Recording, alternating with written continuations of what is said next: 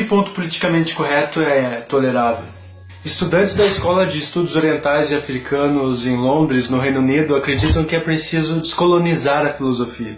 Isso significa banir da academia filósofos de valor inestimável, como Platão, Kant, Voltaire, Russell e assim por diante. Todos filósofos que são brancos, e tão somente por isso. Entre as demandas desse pessoal por uma universidade menos colonizada, está que a maioria dos filósofos do seu curso deva ser ou da África ou da Ásia, na tentativa de uma nova abordagem do legado estrutural epistemológico do colonialismo dentro da universidade.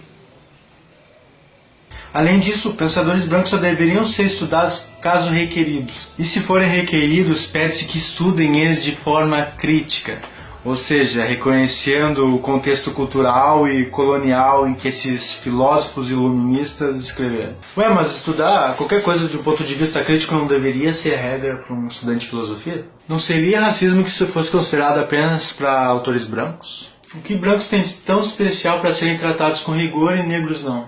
Negros são incapazes de rigor?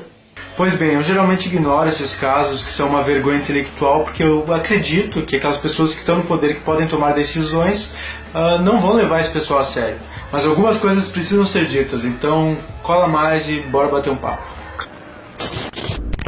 Qualquer um que meta um pé na filosofia sabe que se trata da área do conhecimento humano e que trata a sabedoria como uma grande amiga. Isso significa que não importa como a sabedoria se revele, o filósofo vai estar lá para abraçá-la e tomá-la como parte de sua vida. De Platão a Russell, nós temos uma variedade de pensamentos e abordagens. Nós temos diferentes culturas e concepções de mundo que, a partir de um elemento comum, entram em diálogo. E esse elemento é nada menos do que racionalidade. Portanto, em matéria de filosofia, qualquer discussão que diga o que se pode ou não pode fazer, o que se deve ou o que não deve passar pelo crivo da racionalidade, não estando justificadas aquelas coisas que estão simplesmente baseadas em critérios arbitrários. Em resumo, não dá para ser amigo da sabedoria sem utilizá-la direito. E o filósofo conservador Roger Scruton foi certeiro em seu apontamento sobre esse mesmo caso.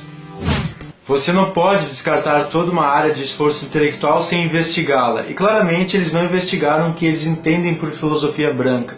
Se eles pensam que há um contexto colonial do qual a crítica de Kant da razão pura surgiu, eu gostaria de ouvir de onde eles tiraram isso. Mas investigar e fundamentar suas convicções não é o que a gente está vendo aí pelo mundo. Só para você ter uma ideia, a mesma universidade que agora pede pelo banimento de brancos, baniu Nietzsche, filósofo alemão do século XIX, lá em 2014, impedindo inclusive reuniões de grupo de estudo sobre esse autor, simplesmente com a ideia de que era porque ele fazia apologia ao nazismo, porque ele era anti-esquerda e porque de certa forma ele estimularia os jovens ao fascismo. Mas será mesmo que debates abertos e sem restrições sobre filósofos supostamente considerados de direita encorajariam o fascismo? Há um certo paternalismo quando essa mentalidade é difundida nos campos acadêmicos.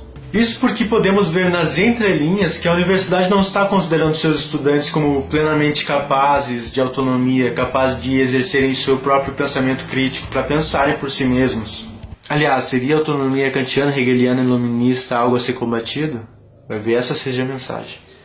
Esse cuidado paternalista também pode explicar o safe space, chamados espaços seguros, em que certas coisas não podem ser ditas e mesmo ouvidas, porque supostamente podem causar gatilhos emocionais e fazer sofrer certos indivíduos que não merecem qualquer tipo de desconforto, inclusive não merecem sofrer crítica alguma.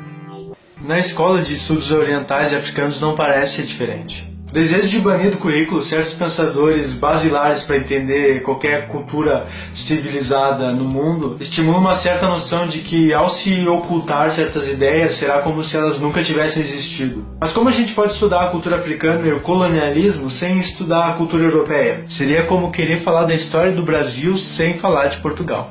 Sendo direto ao ponto, você não conseguirá superar uma ideia a afastando, a banindo do seu espaço seguro. É colocando ela à mostra, evidenciando que você poderá finalmente superá-la. Outro ponto interessante desse raciocínio é que, ao invés de partir da ideia de que todo colonialista é branco, se parte da ideia de que todo branco é colonialista. E assim o que se faz é mirar em filósofos brancos e não filósofos colonialistas, se bem que eu não conheço nenhum. De uma forma ou de outra, são generalizações muito frágeis para justificar que esses filósofos brancos não tenham vez e nem voz numa universidade. Como disse sobre o caso o professor Anthony Sheldon, da Universidade de Buckingham, o politicamente correto está ficando fora de controle. Precisamos entender o mundo como era e não reescrever a história como alguns teriam gostado que tivesse sido. Além disso, essa demanda dos estudantes por confrontar a instituição branca não parece lá muito propositiva. Onde estão os filósofos não brancos para se adequar ao currículo acadêmico?